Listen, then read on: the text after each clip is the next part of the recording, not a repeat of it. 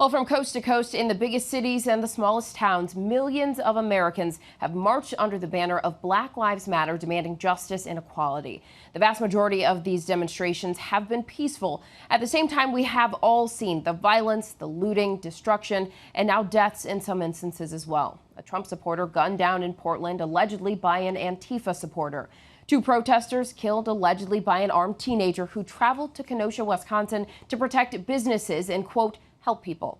The president has been calling for law and order, but many say he is fueling the flames. The question now on everyone's mind, what happens next? Our Matt Gutman, as part of our ABC News division-wide series Turning Point, spent the last several days in what could be considered the protest epicenter of the U.S., Portland, speaking with people on all sides about when and how this may all end. Yes, and we do got the power. Finally, time to take back what's ours. Yes. The bard of Portland's protest movement banged out his rhymes. It's time to call your ancestors. The freestyler's name is Sean Lopez, but everybody here knows him as No Shoe. But within an hour, No Shoe and over a dozen others here would be on their way to jail. Our interview 2 nights earlier also broken up. Police have just started to move in. Portland's East Precinct riot police moving in with the stealth of ninjas. And Saturday night's interview also busted by a police bull rush. What happens now? It's up to the people, you know? Sometimes... This is the 3rd warning since 10:45 p.m. that tear gas may be used. That's pretty much a sign that tear gas is about to be used.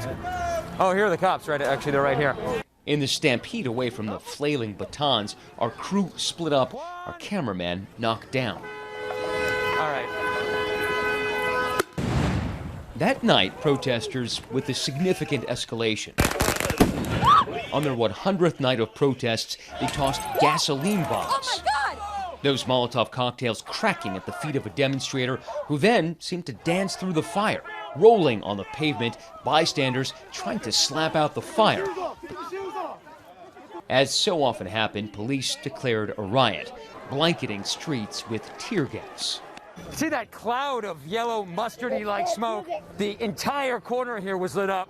It has been the summer of protest, of wrath at racial injustice. Estimates say up to 26 million Americans have taken to the streets. The symbols have been the raised fist, the chants that now echo like a mantra. But it has also been the summer of tear gas, burning storefronts, and sometimes deadly violence. People are just upset, and people have high anxiety on both sides. It's just a powder keg ready to go. In Kenosha, Wisconsin, 17-year-old Kyle Rittenhouse allegedly opening fire on a crowd besieging him. He had said he'd come to town to protect businesses and, quote, help people. He's charged with killing 2 protesters and wounding a 3rd. He said he acted in self-defense. And then, in Portland, police say Michael Reinell laid in wait in this parking garage and then targeted a Trump supporter named Jay Danielson. And when a U.S. Marshal SWAT team tried to take Reinell in, they say he tried to flee and brandished his gun. It just sounded like 4th of July going off. There was just probably anywhere from 20 to 30 gunshots. Reinell was pronounced dead at the scene. And on Monday, just outside of Salem, Oregon, white supremacist groups chased down anti-fascist counter-demonstrators, pummeling them, cracking one over the head with a baseball bat. At least 2 of them were eventually arrested, and on the laundry list of violence goes. Unlike Kenosha and Louisville and Rochester, Portland hasn't had a martyr for its cause. No George Floyd or Daniel Prude or Breonna Taylor. Its rage seems innate and insatiable. Its battalions of demonstrators seem ready for mini-war, wrapped in black plastic armor, shields, bike helmets, and gas masks. No Shoe's only protection and his only weapon, his voice. When you come out here, are you freestyling? Are you making up as you go along?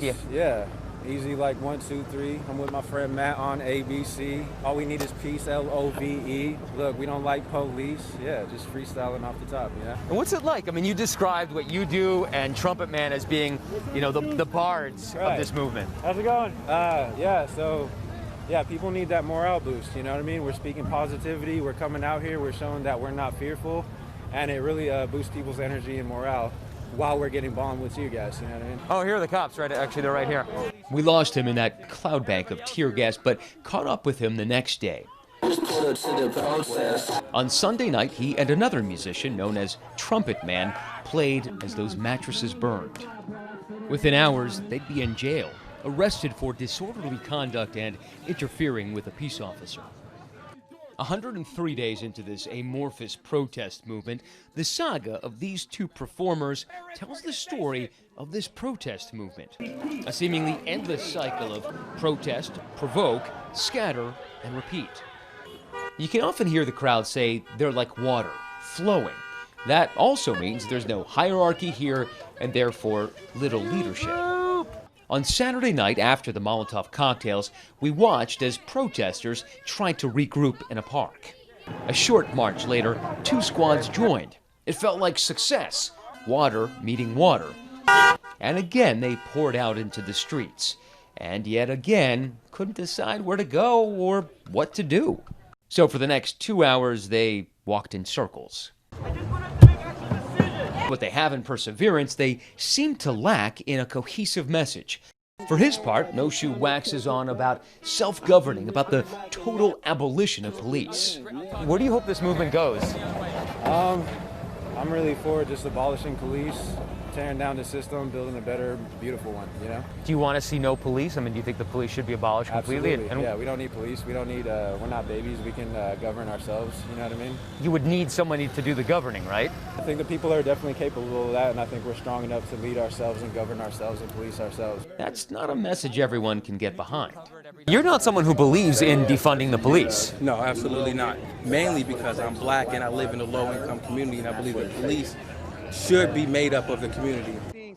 We first met Sean Gaston in Seattle's Autonomous Zone. CHOP, as it was known, was set up in the aftermath of the George Floyd protest that seized the country in late May and early June.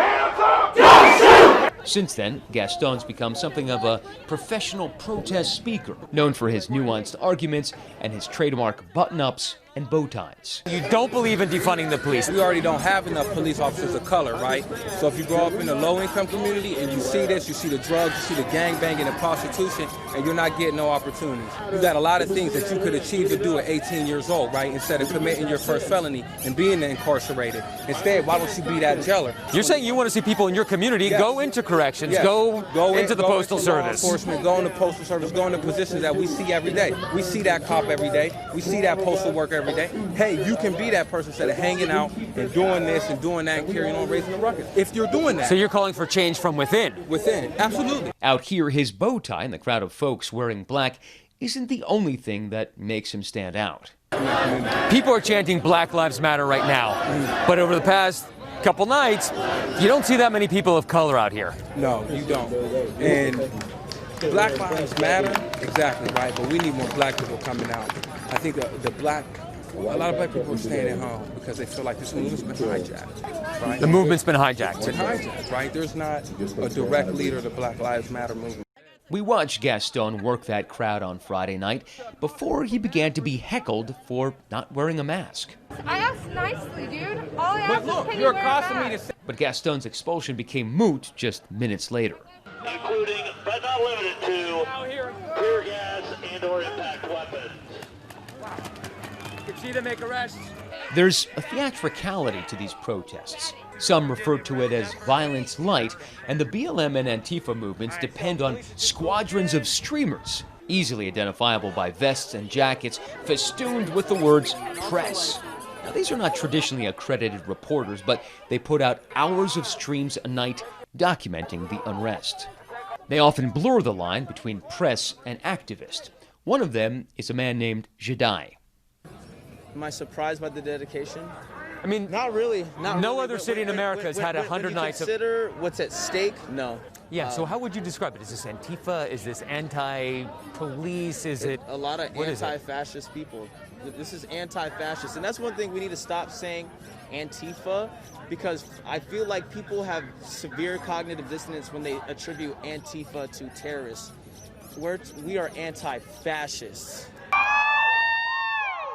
Several hours and a couple of mugshots later, No Shoe and Trumpet Man are out of jail. A few hours ago, Noshu went back to the police station to pick up his most precious possession, that amp. And when asked whether that arrest would stop him from protesting, he said, no way. He's going to be right back at it. Matt Gutman, ABC News, Portland.